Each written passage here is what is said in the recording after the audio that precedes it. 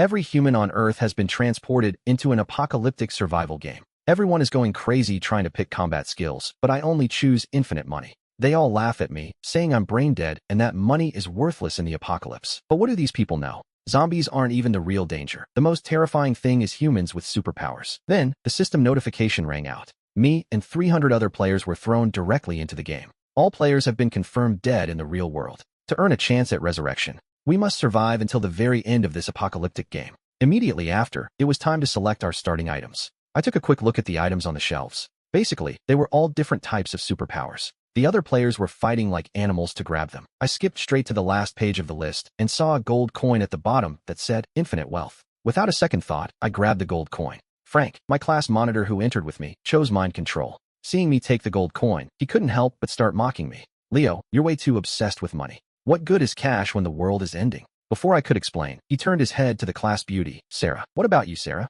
I can make all humans love me, and even the zombies will fall for me. With the protection of true love, I'm sure I won't die. After all the items were taken, the system rang out again, granting all players a gift. We have 1 year to train our superpowers and complete pre-war preparations. The apocalypse mode will officially activate in exactly 1 year. This game will only produce one single winner at the end. Only those who persist and survive until the very end will be eligible for the grand prize. Upon hearing this rule, everyone's expressions changed instantly. Those who had originally agreed to form alliances looked at each other. Their eyes were filled with nothing but deep distrust. In this survival game, friends don't exist. Everyone is an enemy. Immediately after, the system teleported us to random locations within the game world. Without another word, I started my grand survival plan after checking the world map. I finally found an island in the middle of the Pacific Ocean. It was perfect for a shelter. Plus, it was extremely far from the mainland, almost like a completely isolated island. It wasn't in a seismic zone, nor was it in a typhoon path. There were no active volcanoes on the island either. But it had a natural plain for an airport, surrounded by green mountains for perfect cover.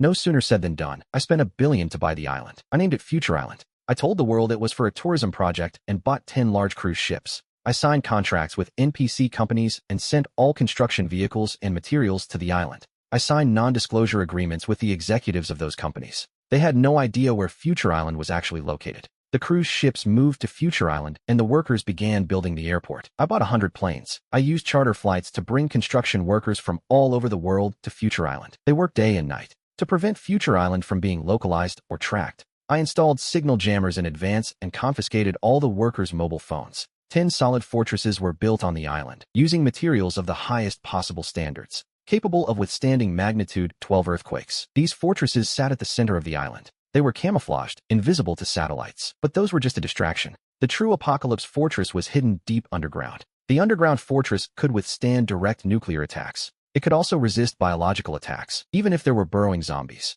They wouldn't be able to pierce through steel walls 5 meters thick. The surface fortresses had secret passages leading underground, but the paths were very narrow. Only one person could fit, and they were like a labyrinth. Even if someone got lucky, they'd find nothing but empty space. The underground fortress would become my living sanctuary. In the apocalypse, energy is key. To solve the power problem, I installed wind, tidal, and nuclear energy on the island. I built 5 nuclear plants. I designated 2 large plants for daily use, with 1 large and 2 medium plants as backups. These 5 nuclear power plants were distributed deep underground and on the seabed. I also installed an underground biogas digester and prepared manual generators. I also stored a massive amount of batteries and diesel, just in case. The water problem was also easy to solve. I installed rainwater collectors and seawater desalination equipment. I also found groundwater and purification equipment, capable of purifying contaminated water to a directly drinkable level. I also had instant high temperature and instant low temperature virus elimination equipment, along with UV ray and chemical virus elimination systems.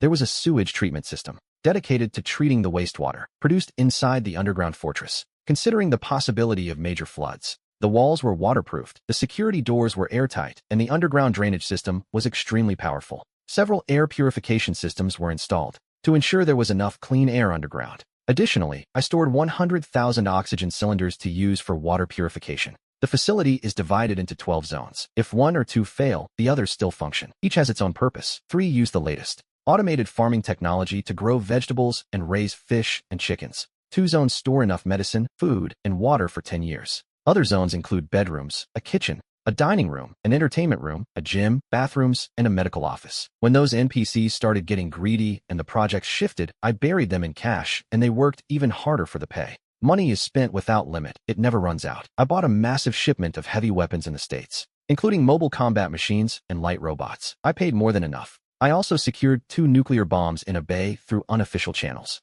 Additionally, I hid a nuclear submarine and a plane. The underground bunker has a tunnel that connects directly to them to prevent players with special abilities from reaching the island. I had someone place a series of artificial reefs at a specific distance from the coast. Any large ship that approaches will run aground and sink. A bit further in, I installed an electric grid surrounding the entire island through the sea. I buried bombs and also installed a radar that detects anything approaching the island. If they do, I shoot them down immediately. I also raised a giant electric net in the sky, fearing that virus-carrying birds might land on the island. After a year, the island's entire defensive system was ready. Of course, to mislead my rivals, I loudly promoted tourism development in other parts of the world so that the other players wouldn't suspect a thing. I also prepared several backup shelters. If necessary, I could flee to any of those support points without a plane or refueling. After dismissing the last batch of NPCs, I was left alone on the island. I spent more money and bought the space exploration tech company, seizing all 6,122 satellites. I made sure my network signal would always be online from space. During that year, I also acquired every airline and shipping company in the world. In the final week, I ordered the mass destruction of all planes and ships. Everyone knew the billionaire had gone mad, destroying all means of long-distance transport. The NPCs were saying, "That billionaire has a problem in his head." Only the players understood that this global billionaire was also their competitor. Suddenly, a window appeared in the player chat. Frank asked me, "Leo, is that global billionaire you?" Only he saw it. I chose the infinite wealth option. I didn't pay much attention to him. 1 week later, the apocalypse actually arrived. Those players who had trained their skills to the max were rubbing their hands together. The names and numbers of 300 players appeared on the screen. I was number 99, Frank was 100, and Sarah was 101. System alert, the apocalypse has begun. This game will continue until only one player remains. No one imagined that the apocalypse would be a torrential rain falling from the sky, like the prehistoric flood of legends. Furious white waves. Although it also rained hard on the island of the future. The island was small, and the rain clouds moved on after 2 days. I didn't even have time to take shelter in the underground bunker. All the skill experts were baffled. "System, in this flood, what good are our skills?" "Yeah, system, you have no martial ethics." On the global world screen, the messages were going crazy. The system replied, "Did I ever say the apocalypse would necessarily be a zombie virus?" Everyone went silent. Except for me. The others had almost no assets when they arrived in this world. During that year, while they trained their skills, they also looked for ways to earn money, working themselves to death. And the resources they accumulated were very limited. Only a few players, who used their skills illegally, managed to secure a villa, and they built a shelter in the basement. But when the flood came, the first thing to drown was the basement. The supplies were ruined. The entire villa was swallowed by the flood. Some players built shelters in underground parking lots. They all filled with water. Shelters on high floors were temporarily safe, but the rain wouldn't stop. The players already had few supplies and watched them run out. Everyone panicked. Meanwhile, I enjoyed a live stream while eating lamb tripe from a hot pot. The whole room smelled of beef butter and spices. I watched the streamer hiding behind curtains, filming the situation in the building opposite. A player was using his skills to loot. He was setting everything on fire. Friends, these aren't special effects. Nor is it some silly cosplay. He's a real skill user. He used to be our community guard. Now he's melting doors with fire. This is the 10th house he's looted. The live comments flew by. "Man, if there are people with skills, the apocalypse is really here. Streamer, be careful. After that building, he's coming for yours. Call the police, fast." I finished my hot pot, let out a satisfied burp, showered, shaved, and kept watching the stream. The infighting among the players finally alerted the NPCs. A large group of riot police stormed the complex in rescue boats, surrounding the building with rifles. The host trembled with excitement. Friends, first time seeing a shootout. The fire from the security guard was too intense. In an instant, it melted the large iron gate. The riot police stormed the building, and the sound of gunfire echoed everywhere. Countless windows shattered from the flames, and explosions followed one after another. Suddenly, a figure flew off the roof and fell straight into the flood. Shortly after, on the public game screen, a player's name turned gray. This indicated that the person had died. At that moment, on the chat interface, among the players, Frank reached out to me again.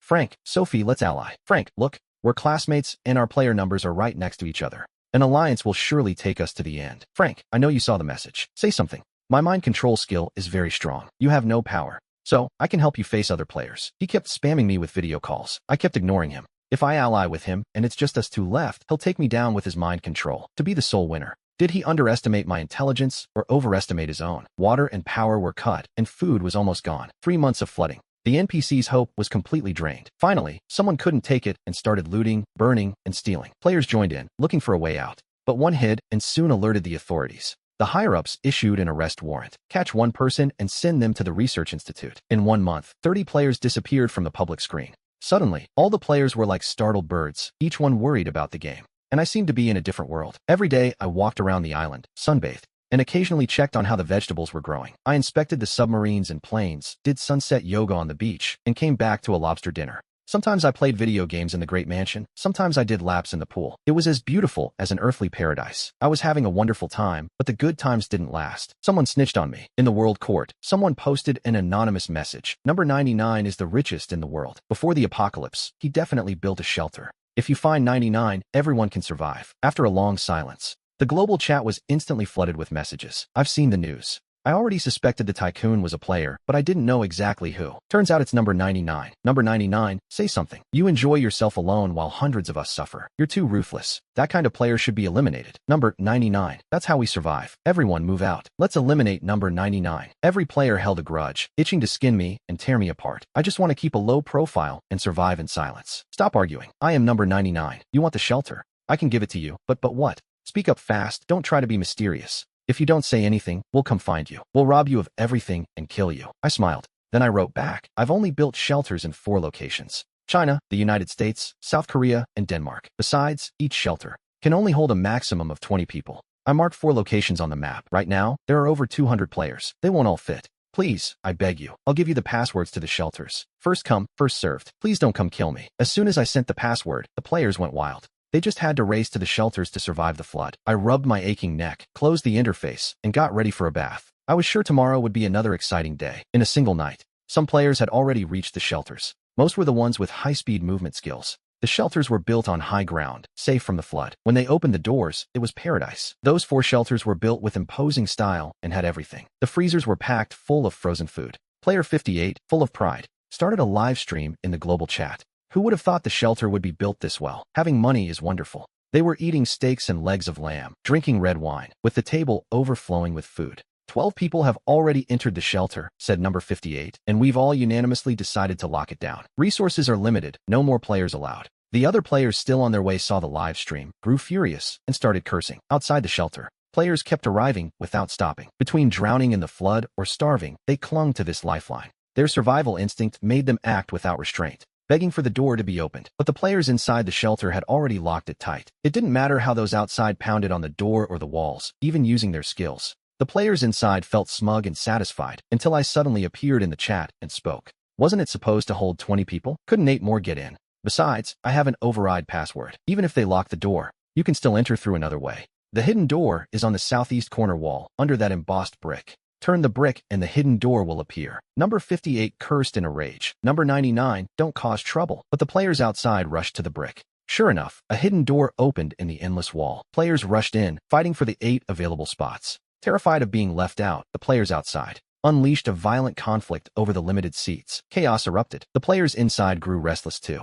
They were all speed types with low combat power. If high combat players got in, wouldn't they be trapped like rats? The 2 combat types who just entered realized this too. They allied and fought the outsiders as the death toll rose. I rubbed my temples and pulled up the surveillance footage from the other 3 shelters. Human nature is the same everywhere. Outside the other 3 shelters, fierce fights were also breaking out. I watched the numbers coldly. I saw no sign of Sarah on any camera. Of course, how could she be in a shelter? Coincidentally, Frank sent me a message right then. Frank, look, I replied. Even if we aren't allies, we cooperate with such synchrony. We're destined to be together. Don't you have any shame? Exposing my identity and putting me in the crosshairs. Frank, don't be so angry. If I hadn't given that idea, how would those players have gone to their deaths? You should thank me for helping you reduce the competition. While we chatted, the shelter filled up and the door locked automatically. Outside, those who didn't make it in were still fighting in a final, desperate attempt. The players inside the shelter were hesitant and indecisive. They had absolutely no idea what was waiting for them. I smiled and told Frank, it's a huge shame you aren't in the shelter. With that, I pressed the button.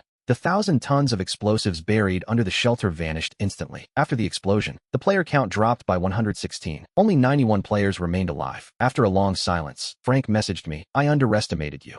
I thought you were just a nerd who was easy to intimidate. And besides, thanks for your help. Otherwise, it wouldn't have been easy to gather so many players in the shelter. The only people in the world who could reach Future Island without planes or ships no longer exist. I've spent a year thinking about how to wipe them all out in one blow. Those shelters were their graves. A shelter explosion making the news this fast is impossible. But Frank knew about it instantly. which indicates he was watching everything from a distance, near the shelter. Congratulations, the system announced. You have become the player with the most spies. You will receive an extra reward. We look forward to your brilliant performance. I couldn't help but laugh. See, this mode has always been about the survival of the fittest. The players felt no fear over the deaths of others. Instead, they rejoiced that there were fewer competitors. The rain finally stopped, and the sun slowly returned, revealing the submerged land. The sun rose again, illuminating the devastated earth. Everyone sighed in relief, thinking the catastrophe had finally passed. But they didn't expect the flood to bring a plague. Many NPCs died, rotting and stinking. The first stage, the world-ending flood, is over. Now comes the second stage, the zombie apocalypse.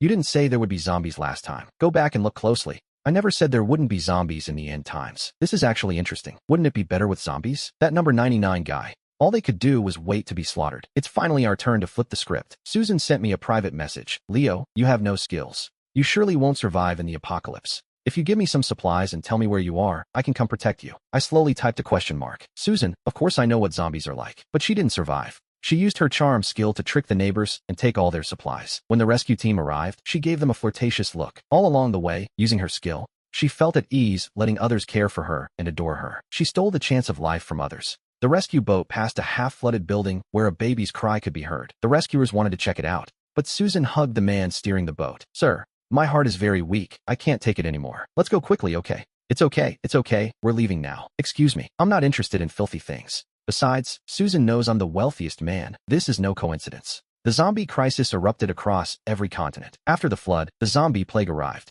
The social systems of every country collapsed instantly. In reality, zombies aren't hard to face, but the virus spreads too aggressively. After repeated transmissions, the zombies mutated. Just as predicted, intelligent zombies and zombies with special abilities appeared silently. The players realized that if they didn't form alliances, they would die, so they began grouping up voluntarily to establish bases to resist the zombie attacks. However, the bases didn't just have to deal with zombies, but also fight each other, looting supplies and territory. Facing the zombie virus, I had no choice but to raise steel nets in the ocean to prevent infected fish from swimming to Future Island. I also raised an electric grid in the sky to stop birds from falling. Although the sunlight is dim, on rainy days I take refuge in the underground bunker. I only go out after the machine proves the rainwater isn't toxic. Only then do I dare step out. The ground network is already destroyed, so NPCs can only communicate via radio, but I don't use that outdated equipment. Thousands of satellites allow me to observe Earth in real time. As I predicted, birds carry the virus. The land is just a collection of fragile islands. The entire island instantly turns into a hellscape. One after another, countries disappear from the map of the apocalypse. Despair and confusion everywhere. My mood is heavy too. The horrific scene of the apocalypse is too oppressive. I urgently want to go home. The number of players drops one by one. This time, it's down to 30 people. An uninvited visitor arrived at Future Island. A mutant bird, just as it flew over the sea area of Future Island, crashed into the electric grid. It was instantly charred by the high-voltage electricity, but a single feather escaped through the gaps in the grid and floated down. Before it hit the ground, a robot dog fired a plume of flame and reduced it to ashes. This bird must have flown in from other Pacific islands. Since that day, every single day, a massive number of birds pass over Future Island. The electric grid is now covered in bird carcasses. The robots are busy patrolling the island, burning the bird corpses with flames and cleaning the grid. If the grid is this covered, I can only imagine the island's fate without it. It's easy to see how dire the situation has become elsewhere. I no longer go for my daily walks on the beach. I decisively moved into the underground bunker. Today is New Year's Eve, but no one in the world feels like celebrating, except for me. I still need to maintain a sense of ceremony. I put up Spring Festival couplets in the living room, hung Chinese knots, and prepared my favorite dishes. Of course, a plate of dumplings is essential. While I ate my New Year's dinner, I played the recording of the last Spring Festival Gala. It was the final gala before the apocalypse. No matter the era, the rich always live better than common people. That is an immutable truth. I think of my old home, my loving mother, my reliable father, and my caring grandparents. Every spring festival, we all gathered together. Mom and Dad would prepare a feast, and after dinner, we'd stay up late. I used to receive so many red envelopes. Now I am alone, and my heart aches. In the real world, I am dead. How sad they must be. Even living comfortably in the apocalypse, it isn't as warm as my own home. I must return. I must become the sole winner. I took a photo of my New Year's Eve dinner. With the Spring Festival Gala video in the background of the photo, I smiled happily as steam rose from the pot on the table. Then I sent this photo to Mrs. Smith. A minute later, she posted my photo on the global public channel. You can imagine the players jumping with rage. Furious comments arrived in mass, old grudges resurfacing. They were all the same old bitter enemies. Kid, I advise you not to be so arrogant, one said. I replied with careless arrogance. Then I'll be waiting for you, if you can find me. I turned on the computer to review the data of the 30 players I had collected. Before the apocalypse arrived, the world was already full of my informants. They precisely located the scattered players, and I watched them for a long time. I knew the skills and weaknesses of every single player. When the apocalypse hit, the mercenaries survived with the supplies I had stored in advance and continued their work. I could unlock new supplies for them. Money can move mountains, even in the apocalypse. Supplies are the most useful currency now. Currently, the world has split into three major forces. The first is the army, which possesses a powerful arsenal and an impregnable base. Sarah Furan controls this through mind control. The second faction is the zombie side, where a zombie king has already appeared. He has obtained multiple skills in a special way. Beside the zombie king is his partner, Jane, who has become his most intimate companion. Player 128 entered the most dangerous and chaotic country in the world and used his skills to subdue the mafia. Under the leadership of Player 128, the mafia grew by looting civilians. The other 26 players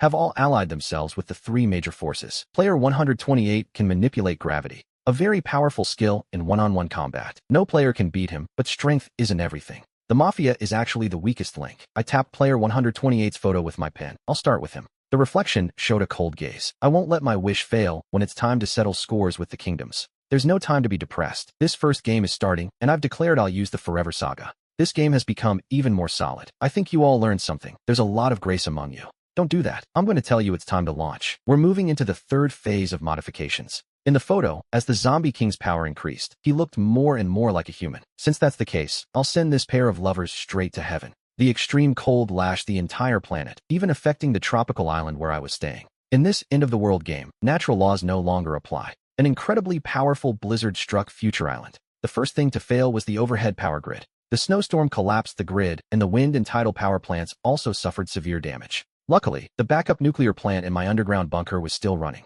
The Mafia was the first group to start breaking down. The common people's resources had been almost completely looted, and internal conflicts intensified. The fighting was non-stop, and players with special skills were being eliminated one by one. Using the world window, I sent a private message to Player 128. Player 128, how about we collaborate? I've buried a massive amount of supplies in your territory. If you can get to them, you might actually survive. Player 128 responded to me almost immediately. What do you want? Why should I trust you? I need you to face the Zombie King. My team of scientists has developed a special anti-zombie medication. Just by spraying it on the zombies, they lose all their mobility. You already know my combat power is 0. Thinking it over, out of all 30 ability users, you are the strongest, and only you can pull this off. We humans fear this extreme weather, but the zombies don't. The longer we wait, the better the chances for the zombie side to win. No matter how many supplies I have, they will eventually run out. Player 101, who is right next to the Zombie King, will become the final winner. To earn Player 128's trust, I sent a mercenary with a dose of the medicine and a batch of supplies. I had already secretly sent a group of famous scientists to my underground bunker. They dedicated themselves entirely to research, and the effort paid off. The medicine was finally produced. Now, I just needed Player 128 to make his move. The Mafia used that dose on the zombies, and they quickly stopped being a threat. Player 128 thought that if only he and I were left in the world, he could easily take me down. To him, I'm the weakest player, and teaming up with me is undoubtedly his best option. Player 128 accepted the deal on the spot. I replied casually, "It's a pleasure doing business with you." I had already prepared massive amounts of supplies and the supposed zombie antidote. I called the mercenaries, and Player 128 was fully convinced. I had them airdrop all the items at the agreed-upon location. As soon as Player 128 received the supplies, he gave the order to follow him and set out immediately. He gathered every ability user within the Mafia, and he launched an all-out assault directly against the Zombie King's lair. Soon, the world screen displayed a live broadcast of the battle. The Mafia members carried sprayers, aiming a light blue liquid at the charging zombie horde. The zombies let out gut-wrenching howls as their bodies dissolved before our eyes, leaving behind nothing but pools of steaming liquid. Someone on the screen let out a shout of pure shock. Others flooded the chat, praising Player 128 as a hero. The players watching the screen were all euphoric. It seemed they could already see the dawn of the apocalypse ending. Player 99, do you see this? When I'm done with these monsters, you're next, your wealth, and your island will be mine. I leaned back on the sofa. I took a sip of my coffee, watched the screen, and let a faint smile play on my lips. Idiots always die by their own greed. On the battlefield, the situation was completely one-sided. Player 128, leading the Mafia, advanced while tearing through everything in his path. It wasn't long before they broke into the central area where the Zombie King was hiding. Right at that moment, the Zombie King appeared alongside his elite guard. Player 128 let out a cold laugh and roared with fury. The ground beneath his feet began to tremble violently. The entire floor turned into chaos as they fought, and soon, a massive section of earth broke free. The enormous layer of soil was ripped away by force, rising above the heads of the Zombie King and his guard. It plummeted downward with extreme violence. But right at that critical moment, an unexpected accident occurred.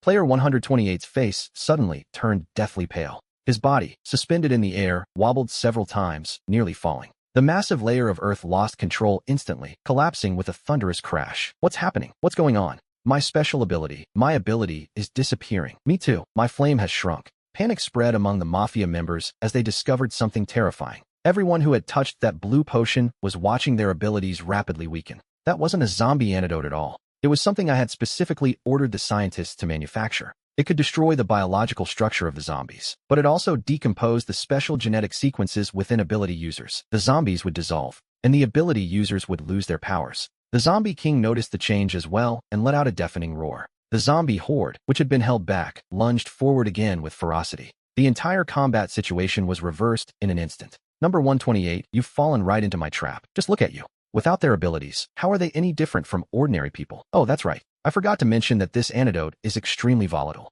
Anyone staying in the center of the battlefield will be affected by it. On the live stream, number 128's Mafia was in total chaos. Their powers were gone. Facing the imminent zombie tide, they were nothing more than a flock of sheep waiting for slaughter. Sophie, hiding behind the Zombie King, watched the scene unfold. She sent me a message. Marcus, thank you for your gift. When we're done here, the next step is visiting your future island. I replied to her. You're welcome. The best is yet to come. Just as the Mafia was on the verge of being completely annihilated, another force suddenly burst onto the battlefield. The newcomers were Julian's men, but they didn't attack the zombies. Instead, they aimed their weapons at number 128 and his last remaining followers. Number 128, surrender now and you won't die. Number 128, his eyes bloodshot, tried to activate his ability one more time, but he only managed to make the stones at his feet twitch. He had lost miserably. Julian gave him no chance to recover and immediately activated his mind control ability. After a burst of gunfire, number 128's icon on the screen turned gray. The number of surviving players dropped to 29.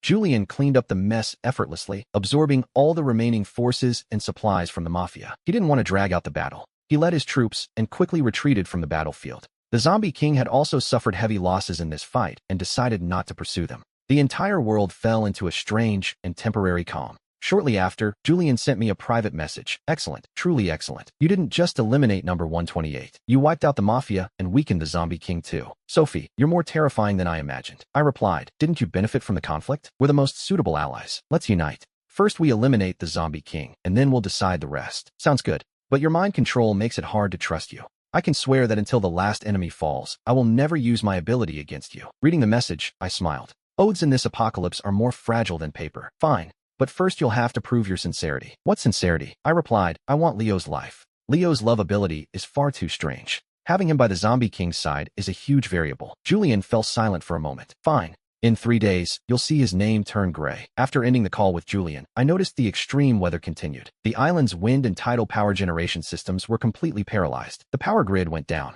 The aircraft were also crushed by the thick ice and snow, rendered totally useless. Luckily, the underground nuclear power plant could still provide sufficient energy, but the gaps in the defense were now a tangible reality. The days of peace were likely coming to an end. I immediately ordered the robots to reinforce patrols across all 3 lines, sea, land, and air. At the same time, I activated another hidden defense system on the seabed, a surveillance network composed of countless underwater micro-robots. Anything trying to approach through the water wouldn't be able to escape my sight. Sitting on a throne built from piles of bones, the Zombie King knelt before her, kissing her fingers devotedly. Leo, do you see? For me, she said. He is striving to become human. The entire zombie empire will be my dowry. Sophie wants to kill me. How naive. Everyone she sent is now my trusted man. So, are you rubbing it in my face? No, I'm giving you your last chance. Surrender to me, and I'll make you a prince below me, but above everyone else. Otherwise, when my army raises Future Island, you will die a horrible death. I turned off the video immediately. That woman is completely immersed in her dream of being a queen. It's no wonder. With the most powerful force on this planet backing her, she certainly has the capital to be arrogant. But she miscalculated one thing. She thinks my greatest support is wealth and technology, but she doesn't know my true trump card. It has never been those things. On the 3rd day, news finally arrived from Julian. The plan had failed. His target is much more cunning than we thought. What? It seems she can predict danger. I looked at the surveillance screen, a cold smile forming on my lips. On the screen, a tiny red dot appeared. It was rapidly approaching Future Island. It was a small submersible that, at high speed, was cutting through the blind spots of my defense system. Julian was driving it. What a clever distraction. He pretended to cooperate with me to face his target, drawing my attention, but in reality, he came personally to deal me a lethal blow. He probably thought that if he controlled me mentally, everything would be over. Everything on Future Island would be his. Julian, you finally came. I tapped the table gently. I pulled up the three-dimensional structure of Future Island. The red dot representing his submersible was heading through the defensive gap I had left on purpose. He was entering through an abandoned underwater cable channel, infiltrating silently. He probably still believes he found my weak point without anyone knowing. I gave a command to the air. Activate boat dock number 7. Guide the target inside. Received, Master. My voice, through the dock's public address system, reached the submersible clearly. Welcome to Future Island, player number 100. The dock lights flashed on instantly, illuminating that small area of water as if it were broad daylight. The water level began to drop rapidly. His submersible was left stranded directly on the dry metal floor. He was trapped in a sealed iron box. The submersible's hatch opened. Julian stepped out. His face was pale and somber, on the verge of fury. He looked up at the surveillance cameras surrounding him. Julian said through gritted teeth, "Did you know from the start?" He knew I was watching. I smiled back. My holographic projection appeared in front of him. I looked down at him. "Do you think you can catch me like this?" His eyes flashed with a strange light, and an invisible mental field expanded instantly. "Don't waste your effort. This dock is manufactured with a special alloy, and the interior walls are covered with a psychic barrier. Your ability here is a joke." I replied, "Let's talk about a new cooperation instead. I only invited you to my territory as a guest. After all, out there in the sun and wind, it's not as comfortable as my future island.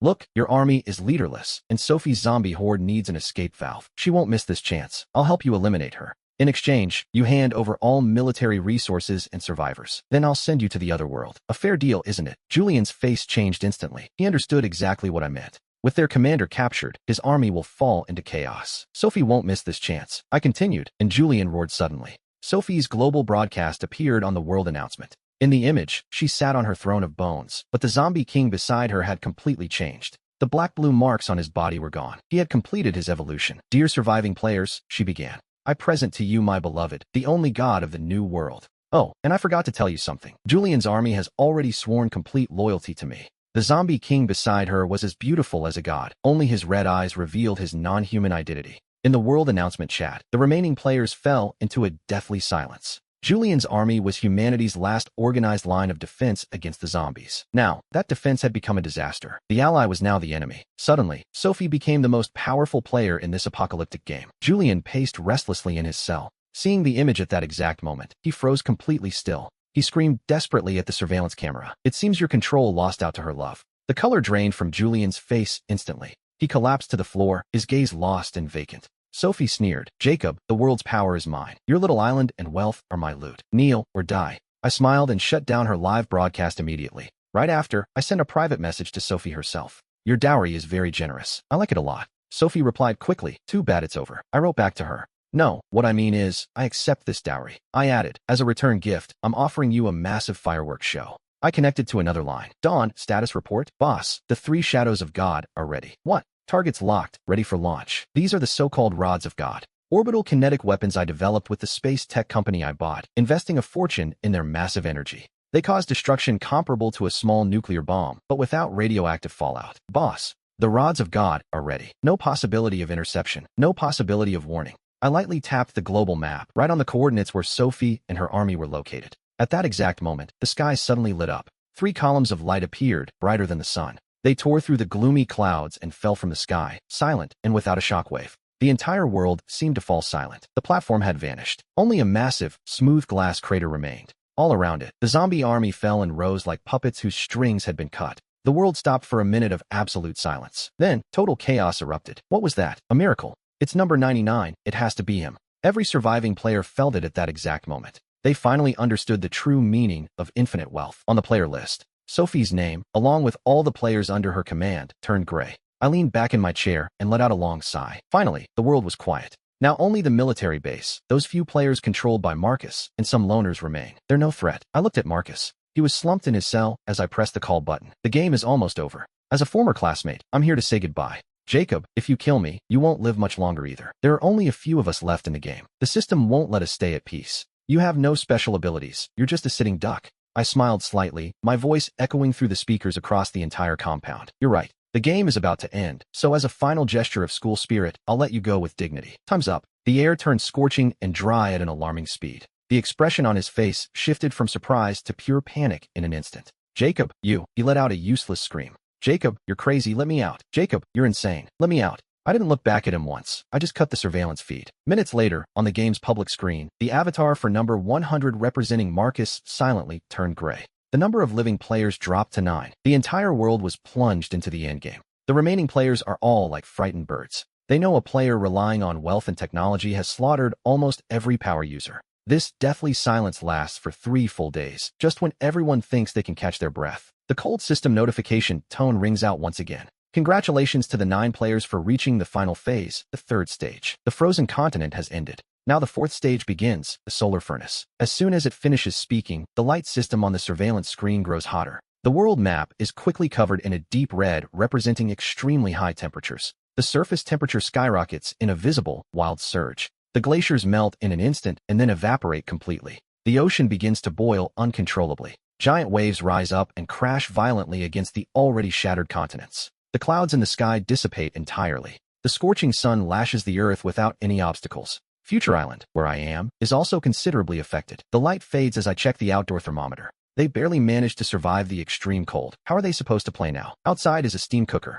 I realize the player avatars are turning gray faster than in any previous phase. In a single day, the number of living players drops from 9 to 4 at that exact moment. An unknown number begins to appear frequently on the public screen. That number is 7. On my global surveillance system, I see a marvelous scene on a plain in the European continent. Out of nowhere, a man holds up a massive ice dome of gigantic proportions. Under the dome lies a small oasis with a pleasant temperature. Using his special ability, he forced a life-sustaining oasis into existence within this solar furnace. Many surviving NPCs are heading toward the Ice Crystal City with their families. Number 7 is an ice ability user. Soon, the other 2 surviving players appear. They are among the most powerful in history. A new faction is emerging at an astonishing rate. I lean back in my chair and watch the screen with interest. Just as I was preparing to investigate him thoroughly, this number 7 contacted me on his own initiative. Number 99, he said. I know you're talking about them, boss number 7. Why look for him? He's a monster. It doesn't matter. Number 7 ignored them and just waited quietly for my answer. I tapped the screen lightly with my finger.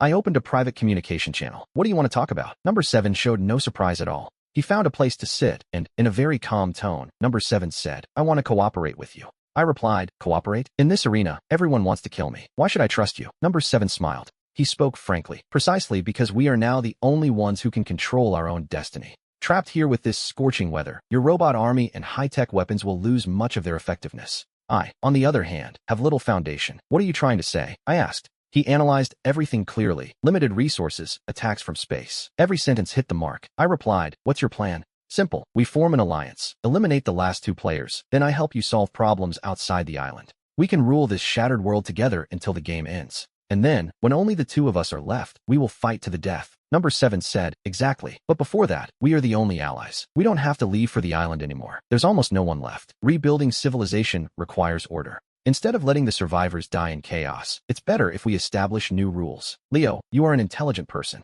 You should know that this is the most beneficial option for both of us. I look at that ice crystal city on the screen, a gray speck amidst scorched lands. I began to speak. Your proposal is very interesting. Number 7 asked, and your answer? I replied, I accept your proposal, but the rules must be defined by me. Number 7 said, of course, the strong set the rules. That is the only truth at the end of the world. I said, very well. Those 2 players taking shelter under your wing, let them go on their own. Our alliance doesn't need dead weight. Agreed. Number 7 didn't hesitate for a second. Minutes later, I saw through the surveillance that the other 2 players, Fireheart and Grudge, were expelled from the Ice Crystal City and their icons turned gray. They were cast out of the Ice City and left to their fate. Number 7 said, now it's just us and 3 others. Then he asked, where are they? I pull up a global map and mark a red dot on a mountain range in South America. I said, I'll use a satellite to emit a high-frequency electromagnetic pulse that will briefly interfere with their senses. What you need to do is, before they can react, use your ability to completely seal the mining cave. Number 7 asked, do you want to bury them alive?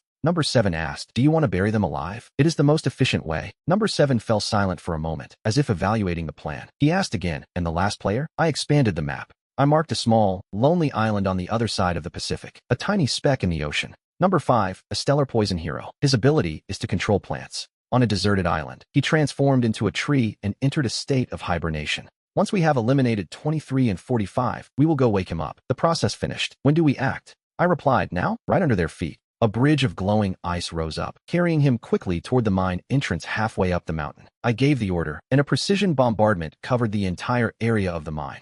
Deep inside the mine, player 23, who was meditating with his eyes closed, suddenly snapped them open. A sharp, high-pitched buzzing sound reached his ears. His partner, player 45, also felt that something was wrong. I can freeze this night. Gigantic blocks of ice fell from the sky, instantly blocking the entire entrance. Then, the entire mountain began to be covered in ice and snow, layer after layer, until it formed a massive, icy peak. I watched the screen in silence, waiting for the numbers in the public chat to change, but the numbers didn't change. My heart suddenly sank. Without warning, a voice rang out in the mind of every player. System alert. Alliance behavior between players has been detected. This severely affects the game balance. System alert. A new mode is immediately activated. Hunting hour. My heart skipped a beat. System alert. Player 99, player 7. One of you two will be randomly marked as prey and the other as hunter. System alert. The hunter must kill the prey within 24 hours. If successful, they can seize a core asset or skill from the prey. If the prey survives 24 hours, they can seize the hunter's core asset or skill. System alert. The remaining players will be spectators. They cannot interfere in the game or be attacked. Damn system. It doesn't want us to cooperate. It just wants us to kill each other. The private communication channel between player 7 and me was forced open. On the screen, player 7's face lost its calm for the first time. He frowned deeply, clearly bewildered. The hunter and prey game has begun. Between the numbers 99 and 7, the needle began to spin rapidly. My heart nearly jumped into my throat. If I was the hunter, I had no chance. My weapons couldn't lock on and kill a powerful ice user who controls ice at will in such a short time. But if I was the prey, the needle's speed slowed until it stopped, trembling, over one of the numbers. Marking complete. System alert. Prey, player 99. I was the prey. System alert. Hunter, player 7. The air seemed to freeze in that instant. I looked at player 7 across the screen, and he was looking back at me, or rather, at the surveillance camera on my side. His gaze changed. He was no longer an ally, but a mix of pity, greed, and cold murder. To seize my core asset, my infinite wealth, my satellite network, my future island, it was all a lethal temptation for him. Player 7 spoke slowly with a slightly magnetic voice. He said, Marcus, it seems our cooperation will have to change form. The ice sphere beneath his feet began to spread toward the ocean. He was coming here. I took a deep breath, forcing myself to calm down, and leaned back. I'm not that easy to provoke, I said. Welcome to the hunter's school of life. Welcome to your death. I cut the feed and immediately activated Future Island's maximum defense. Instruction, activate Labyrinth Protocol. Protocol activated. All combat robots are on maximum alert. Nuclear submarines ready to block any biological target approaching from the surface or the seabed. Take the body of the driver out of the purification furnace and hang it on the dock. A cold, mechanical voice replied immediately. Instruction confirmed. I want Player 7 to see exactly what awaits him when he steps onto this island. Player 7, standing on a glacier, approached Future Island at an astonishing speed. Wherever he passed, the boiling seawater froze, forming a wide path of ice. It stretched from the South American continent all the way to the center of the Pacific. A spectacle as grand as a divine miracle. The two players trapped in that ice tomb had already been completely forgotten. The whole world's eyes were focused on this hunt.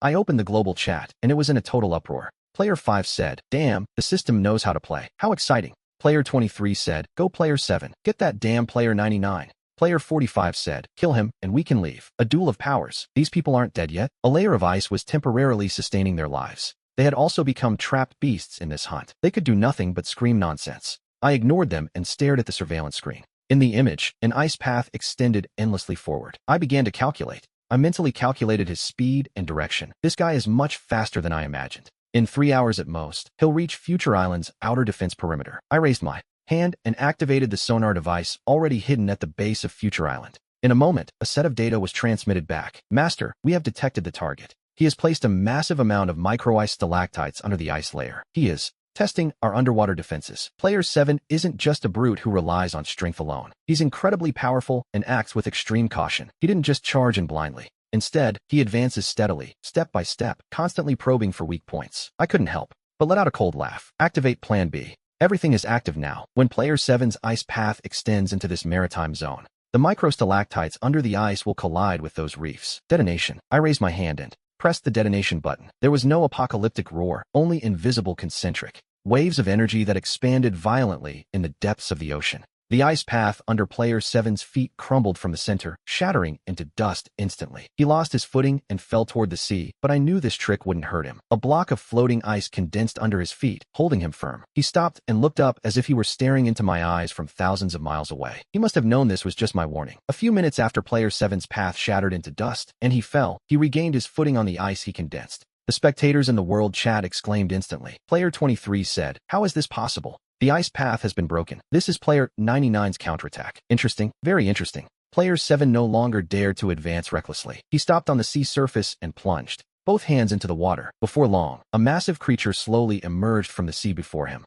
It was a giant whale formed entirely of seawater and ice crystals. The size of that whale was larger than the biggest cruiser I owned. It let out a deafening roar that raised colossal waves that covered the sky. Player 7 stood on the head of the whale like a king dominating a sea god. He was clearly challenging me. I stared at the screen, expressionless. Nuclear submarine, stand by. Target, that ice whale. Torpedoes loaded, ready to fire. Launch orders given. Beneath the surface of the sea, the nuclear submarine, lying hidden like a ghost, lunged toward the whale. In the world chat, messages from those few spectators were flying. Player 23, he really has a nuclear submarine. This madman. Player 5, using modern weapons against special abilities. This is going to be a good show. Player 7, standing on the whale's head, seemed to detect something anomalous underwater. The whale beneath his feet let out an immediate roar. Its massive body suddenly sank, trying to dive into the deep ocean to dodge the attack. But the speed of the torpedoes was much faster than he imagined. There was no burst of apocalyptic fire, only a series of dull explosions rising from the seabed. The massive ice whale began to crumble from the inside. Countless cracks raced across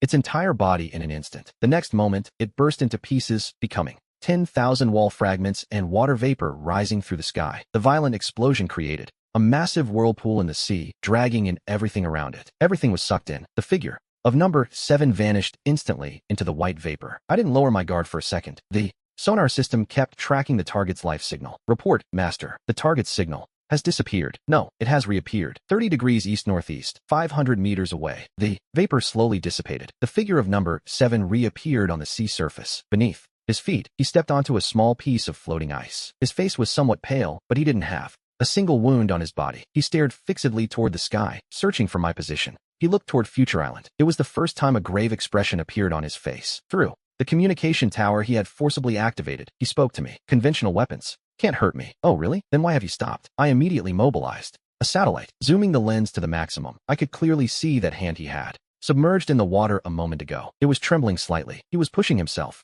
The drain on his ability couldn't be small. I couldn't help but smile. It seems your so-called divine power isn't inexhaustible either. Number 7 didn't respond. He silently withdrew his hand. He no longer thought of using brute force to attack. Instead, he changed his method. He raised both hands, with palms down toward the sea surface. Centered on his position, the sea within a radius of several kilometers began to freeze rapidly at a visible speed. The boiling water that had been bubbling emitted a sizzling sound and soon fell silent. In an instant, it condensed into blocks of ice. The ice layer grew thicker and expanded endlessly. His intention was to turn this entire sea into a frozen continent. Player 23, what is he doing? Does he want to freeze the sea and walk across? Player 45, he's totally crazy, creating a glacier in a solar furnace. I instantly understood number 7's plan. He didn't want to walk on the ice at all. He wanted to change the microclimate of this area. A vast expanse of ice would absorb massive heat, lowering the temperature and generating a thick sea fog. With the fog blocking my optical surveillance system, I would be practically useless. Then he could take advantage of the cover to silently infiltrate the island and activate the microwave array. Target locked. The ice layer forming around Future Island. On the seabed, devices disguised as reefs activated instantly. Invisible microwave radiation began frantically heating the base of the ice. The speed at which number 7 created the glacier was certainly fast, but I melted the ice even faster. The newly formed ice thinned and melted from the base, turning back into boiling water in an instant. On the sea surface, a spectacular landscape emerged. An ultimate struggle between ice and fire. On one side, a polar wasteland of ice for 1,000 kilometers. On the other, a boiling sea with scorching heat waves. Number 7's expression grew increasingly grim. This war of pure energy attrition was costing him too much, but I only needed to move my fingers and press a few buttons. My energy came from 5 underground nuclear plants, practically inexhaustible. Number 7 clearly understood this too. At that moment, he stopped creating ice, which was a pure waste of effort. Through the communication channel, his heavy, ragged breathing came through. You only know how to hide in your shell like a rat, without daring to come out and face me. I don't need to act myself, Mr. Hunter. Your time is running out. In 20 hours, my intention was to deliberately infuriate him, to make him lose his cool completely. A crazed beast is always easier to handle than a calm hunter. Number 7, just as I expected, became completely enraged. He stopped competing in energy consumption. Instead, he raised his hand again. This time, his target wasn't the sea surface, but the sky above him. Above his head, the scorching sun baked the earth with fury. Number 7's ability even managed to draw in the thin moisture from the sky, and that moisture would become his target. The hunter was completely enraged, but he didn't realize the presence of the energy. Completely. He no longer competes with me in energy consumption. Instead, he raises his hand again. This time his target isn't the sea surface, but the sky above. The ruthless sun in the sky fiercely scorches the earth. Number 7's ability even managed to draw in the thin moisture in the sky. Under his control, it condensed rapidly in the sky, finally forming a mirror of gigantic crystalline ice. That massive ice mirror was like a satellite floating in the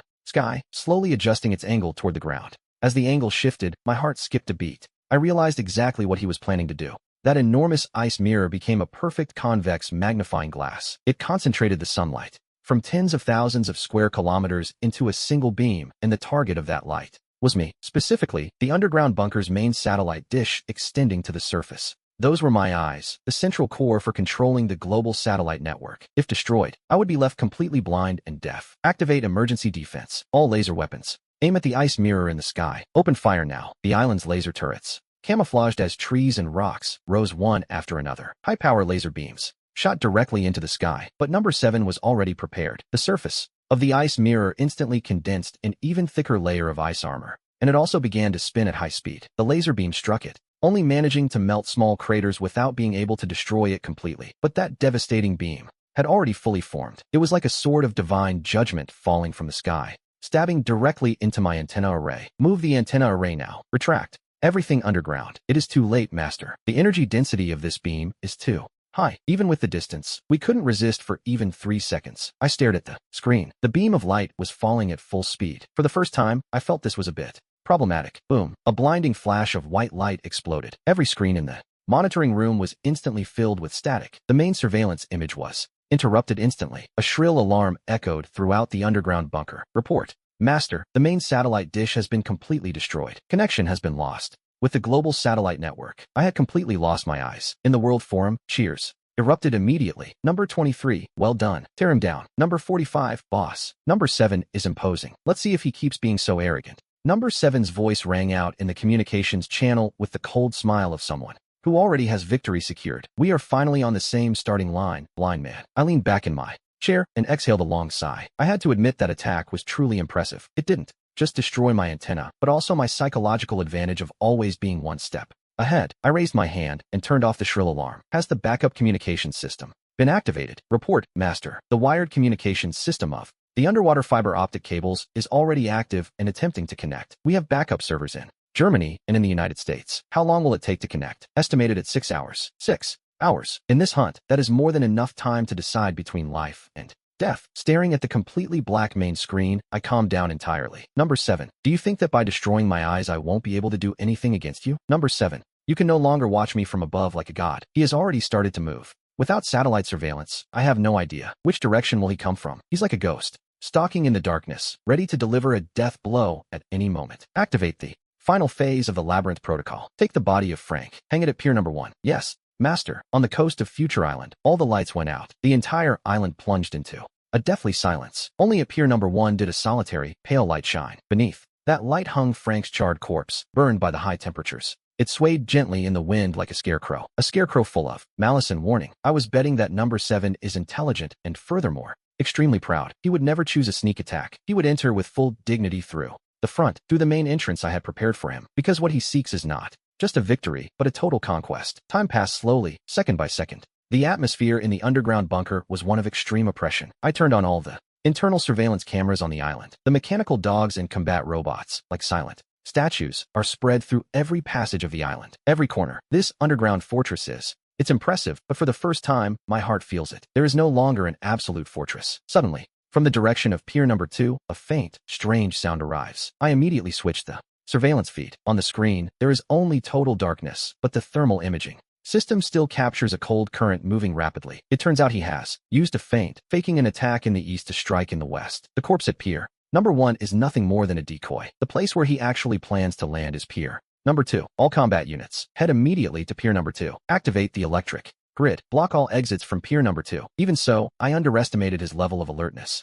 He had no intention of entering my fortress. He stood in the clearing on the screen at pier number 2, pressing his hands firmly against the ground. A piercing cold spreads wildly across the ground in all directions. This is no ordinary attack. He is freezing the earth of the entire island. He intends to completely crack Future Island from its foundations. This madman. Activate The geothermal defense system. The heating pipes buried under the island begin to work instantly. Boiling steam erupts from the cracks in the ground, fighting desperately to stop the invasion of the cold. But number 7's power is stronger than I imagined. The ground begins to shake violently, and enormous cracks spread frantically across the floor. My underground fortress emits a sound for the first time of being at its limit. If this continues, before he even manages to enter, the entire island will be destroyed by him. I cannot keep defending passively like this. I open a communication channel that has been out of use for a long time. Activate the power source plan. Activation confirmed. Boss, we have waited for this day for far too long. On the other side of the comms, the ground is a place of rest. From the communication link, a voice arrives. It is old and trembling with excitement. The speaker is the leader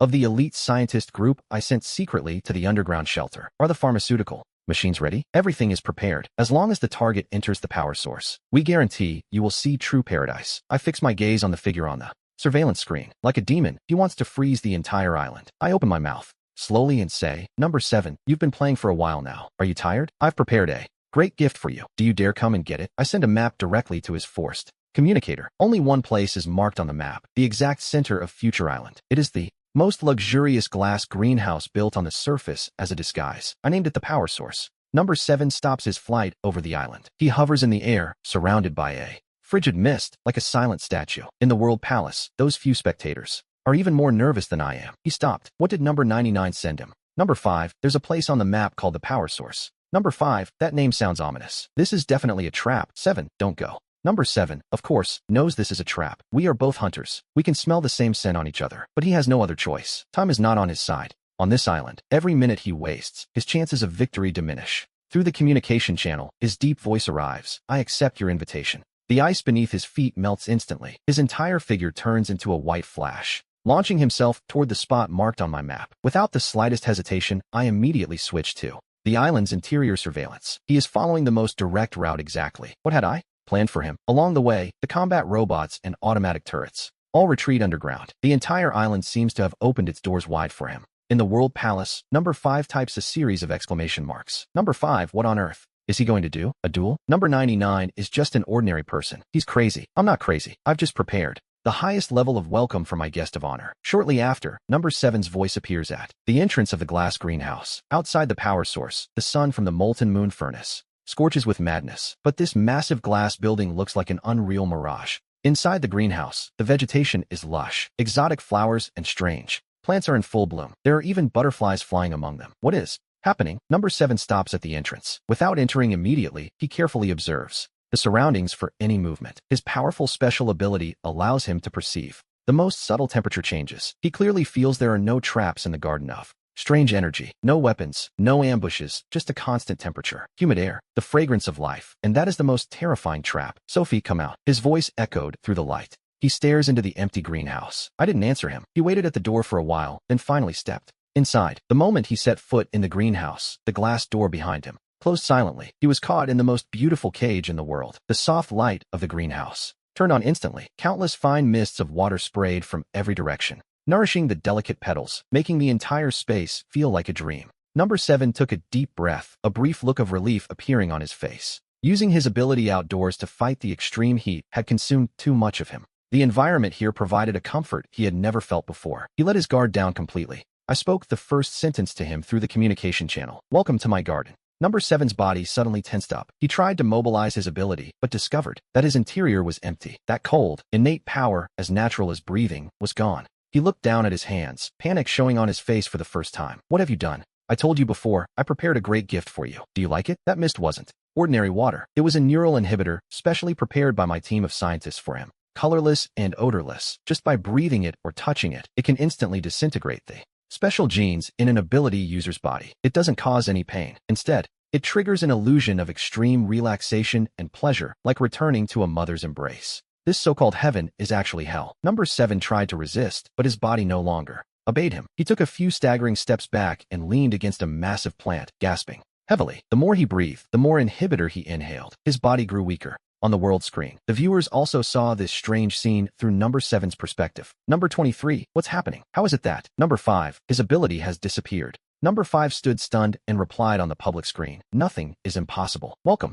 to modern technology. He only has great power. He only has great power. He only has great power. I have achieved glory and success with my own strength, which has been unfortunate For everyone else until now, he left notable marks from his power. Policy prepared level 1 guests. Don't worry about whatever goes wrong. A crushing blow was coming. That wasn't a plan at all. It was the cooling pipe of the underground nuclear plant I had disguised. My heart skipped a beat. It's true he can no longer produce cold, but he can absorb heat. He wasn't dismantling my nuclear plant. He was reversing his own ability. He was turning himself into a black hole that only absorbs heat. Outside, the scorching solar furnace, that infinite heat capable of melting steel, finally found an exit. The rampant heat flowed through number 7's body, endlessly entering the cooling pipe. A shrill alarm instantly echoed throughout the underground bunker. Warning, reactor number 1 temperature rising. Warning, cooling system overloaded, pressure increasing uncontrollably. The core is expected to reach critical mass in 30 seconds. The numbers representing the reactor temperature on the screen jumped madly at a terrifying speed. Number 7 laughed without restraint.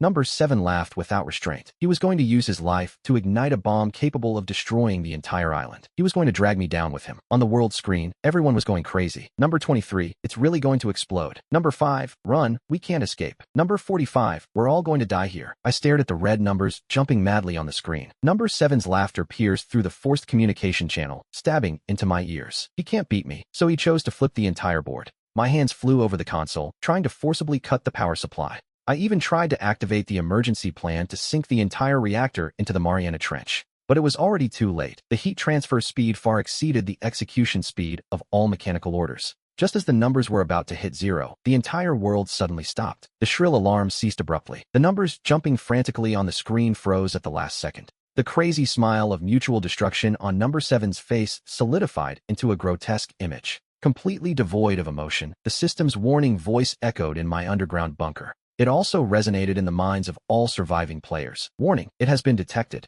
that a player is maliciously sabotaging the game's progress. Mutual destruction does not comply with the rule of the sole winner. Player number 7 has violated the rules. As the system spoke, in an instant, the terrible heat that number 7 had frantically absorbed into his body was forcibly ripped out as if by a giant invisible hand. It was being transformed into something else entirely. In a red airflow visible to the naked eye, everything flowed back toward the cooling pipe. The reactor temperature dropped even faster than it had risen, returning to normal instantly. 7 lay on the ground, his body trembling violently with no trace of color left in his face. He wasn't dead yet. The system seemingly had no intention of letting him die so easily. Violator number 7 will be stripped of his status, and the system shifted its focus to his face. 7's body slowly turned into a grayish statue, his face still frozen in time. In that final moment, he wore an expression of resentment and shock. On the world channel, his avatar didn't turn gray. It transformed into a strange blue color that indicated a disconnection. Behind it, there was a chilling label, Condemned Specimen. He became the first exhibit of this bloody game. The hunting mode ended abruptly. It was forced to stop due to the target's violation. In the glass greenhouse, the scorched plants instantly regained their vitality as if nothing had happened. Only the human-shaped statue remained silent among the flowers, reminding me of everything that had just occurred. I leaned back in my chair and exhaled a long sigh of relief. It was the first time I felt that this game system was the most terrifying enemy. It wasn't a referee at all, but an absolute dictator. After a full minute of deathly silence, the world channel completely exploded. Specimen number 23. They turned him into a specimen. The system finally intervened. Number 5. This is more terrifying than just killing him. They finally understood that. No matter how powerful a player's abilities are, before the system, they are nothing more than toys that can be discarded at any moment. And I understood something else too. The system wants to play. It won't allow anyone to end the game early or stop it entirely. Just then, the system's voice rang out again. Remaining players, the game progress is too slow. Initiating the final arena protocol. Those who refuse to be teleported will be considered violators. My pupils contracted sharply. The arena was going to throw us all into the same cage. My greatest advantage, the absolute defense of Future Island, was about to disappear. On the world channel, the reactions of the other 3 players followed the same path. They realized they couldn't return to the arena island once the idea of a repeatable game was lost. The world channel was buzzing with the realization that the safety of Future Island was gone. Number 99's turtle shell is useless now, number 5 said. 24 hours of final preparation remain. Number 99, wash your neck and wait. They no longer had to find a way to storm my island. The system itself would drag me out of my fortress for them. I watched their bravado on screen. I didn't respond to those 3 clowns. I switched the surveillance cameras to the West City view. I stared at the realistic statue of number 7 in the garden and smiled. 24 hours was enough. For them, it was final preparation time. For me, it was more than enough to finish my work. I opened the high-level control console and contacted my scientific team. Start the multi-arc project. Since I have to go to the arena, I might as well bring the right toys with me. My lead scientist, Ben, replied with a voice barely containing his excitement. Boss, the toys are ready. Everything has been adjusted and tested. We guarantee the remaining players will feel true despair. I cut the communication and pulled up a new design blueprint. It was a full-body suit, an aerodynamic exoskeleton armor. Its energy core was the key to everything. It's connected directly to a small backup nuclear plant I own. The process begins. I ordered the manufacturing to use the highest quality materials in our inventory. In 24 hours, I want to see the finished product. A cold mechanical voice responded. Punishment armor fabrication initiated. I look at the screen. Countless mechanical arms begin to spin at high speeds, sending blocks of special alloys with a metallic sheen into the 3D printers. The way of waging war will change radically, since I can no longer be the demon. Inside the fortress, I will personally descend to the battlefield to be the only Grim Reaper in the arena. In the remaining time, I didn't rest for a second. I consulted all the data on numbers 23, 45, and 5. Number 23's ability is Sonic Wave, detection and attack. His weakness is high-frequency electromagnetic interference. Number 45's ability is Petrification. He has extremely high physical defense, but fears sudden temperature changes between ultra-high and ultra-low. Number 5's ability is Plant Control, making him nearly invincible in areas with vegetation. But once he is removed from the ground, his ability weakens enormously. He needs that connection to life to function. Targeting each of their weaknesses, I began to load different weapon modules, external electromagnetic microwave grenades, and hot and cold frequency beam guns. I even packed a potent high-concentration herbicide and a great gift for myself, a potion, synthesized by my scientists. It can instantly consume vitality to push body functions to the limit for a short period. I named it Consumption. I don't want to have to use it, but in the arena, there are no rules, only life or death. I must be prepared. Time passed minute by minute. With 1 hour left in the countdown, a suit appeared, completely black with dark red energy lines flowing through the joints. The punishment armor rose silently before me. I reached out and gently touched its cold metal shell. From today on, I'm no longer just that coward hiding behind a screen. I will be the walking Reaper. I took a step and entered the armor. The mechanical structure closed automatically, emitting a series of bone-chilling creaks. A flash of white light hit my eyes, and I felt my body enveloped by an irresistible force. Around me were the stands of a ruined building and fractured stone columns. Everything proclaimed its ancient glory. It was the Roman Colosseum. The system had teleported us there. The heat from the solar furnace continued to bake the earth with fury, but inside the Colosseum, an invisible force seemed to maintain the temperature. At the same time, number 23 and number 45 stood together, watching me warily, while number 5 was on the other side of the rock crevice. Green vines had already sprouted beneath his feet. This oppressive black armor. Number 45 quickly released his power and said to me in a muffled, defiant voice, Number 99, without your turtle shell, you dare to come out in a tin can and think you're invincible? I didn't pay him any attention at all. Beneath my visor, the retina display had already locked onto the lives of all three. Signal scan complete. Target locked. Weapon system unlocked. The system's cold voice echoed over the Colosseum. Final phase. Deathmatch begins. Rule: survive until the end. The very instant the system's voice faded, the vines beneath his feet, like giant snakes in a growth frenzy, lunged at me from every direction. The ground cracked instantly. Countless barbed thorns erupted from the earth, forming a net that enveloped the sky and the ground, ready to devour me completely. Number 23 and number 45 didn't stay still either. Number 45 let out a roar and transformed into a multi-ton rock giant. He charged at me with heavy steps, while number 23 unleashed an invisible sonic shockwave. With him at the center, it expanded violently, tearing through the air with a shrill blast. It was an infrasound attack capable of pulverizing everything to zero. The three of them had chosen to ally from the very beginning. They wanted to use their most powerful attack in a single instant, to crush me and this piece of tin scrapped together into fragments. There were no other players left in the world. This battle had no spectators, only the four of us and the Supreme System. Faced with their joint attack like a thunderclap, I stood still in my place, without moving. Just before the vines were about to touch me, I raised my arm and a blue electromagnetic pulse ring, visible to the naked eye, suddenly exploded centered on me. The instant the subsonic waves emitted by number 23 touched the pulse ring, they were completely neutralized and dissolved. He let out a scream of pain and fell to his knees. Blood gushed from his 7 orifices. His brain, instantly overloaded by the electromagnetic waves, turned into mush. Player 23 was hovering between life and death, and those vines spreading frantically. As soon as they touched the pulse, it was as if all moisture was sucked out of them. They withered and blackened rapidly, turning into a massive mess of ash. Player 5's face went pale. He tried to control the distant plants, but found his ability had been severed by something. The electromagnetic pulse also interfered with his bioelectric signals. Only the last one remained. Player 45 transformed into a rock giant with astonishing physical defense. The electromagnetic pulse didn't affect him much. His massive fist, charged with the strength of an army, crashed down toward me. I could even feel the violent wind from that strike. I slowly raised my right palm. I didn't choose to block. Instead, I opened my hand, right in the center of my palm. The energy of a microreactor activated instantly, a beam concentrated to the extreme.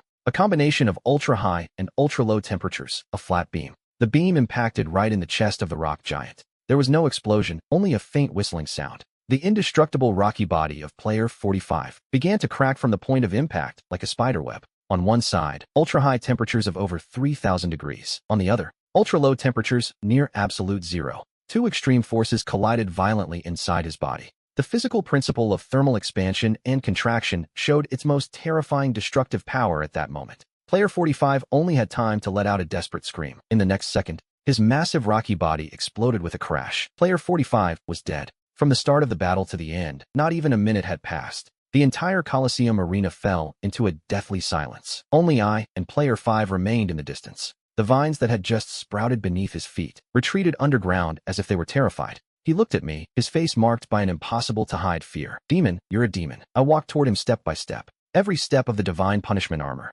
emitted a heavy metallic sound, like the footsteps of death. Only the two of us are left. My voice, through the speaker, sounded cold and without a hint of emotion. Player 5's legs went weak, nearly falling to his knees. As soon as that blue pulse appeared, his most prized plant control ability became as fragile as paper. Even the rocky body of Player 45, which they called indestructible, failed to make me back up even half a step. "No, don't come closer. I surrender. I withdraw. Besides, the rules say there's an option to surrender." His voice trembled uncontrollably, full of despair impossible to hide. I stopped instantly. On the screen inside my helmet, his heart rate jumped nonstop, skyrocketing. "No, rules. The only rule is to survive until the end. And those who make the rules are never the players." My voice, through the speaker, echoed in the empty Coliseum arena. I raised my right arm, and the energy core in my palm lit up once again. Player 5 squeezed his eyes shut, waiting for death to find him. But at that exact moment, the cold system voice rang out across the sky. "Warning, combat balance lost. Entertainment value is insufficient. Initiating correction protocol.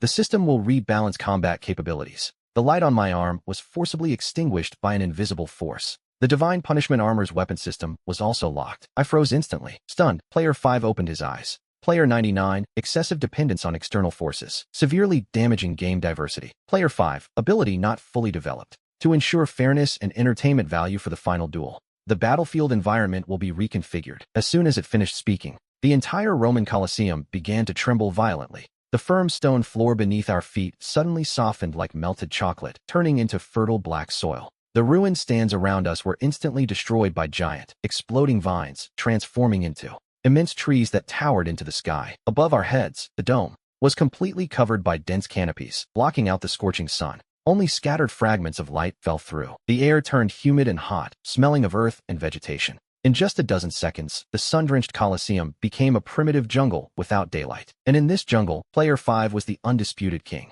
He felt the imposing vitality emanating from the earth beneath his feet. The fear on his face vanished completely. It was replaced by an almost insane confidence. Countless points of green light floated up from the ground and rushed into his body. His wounds healed at a visible speed, and his overall aura skyrocketed. Player 5 let out a loud laugh. It was filled with the pure joy of having escaped death.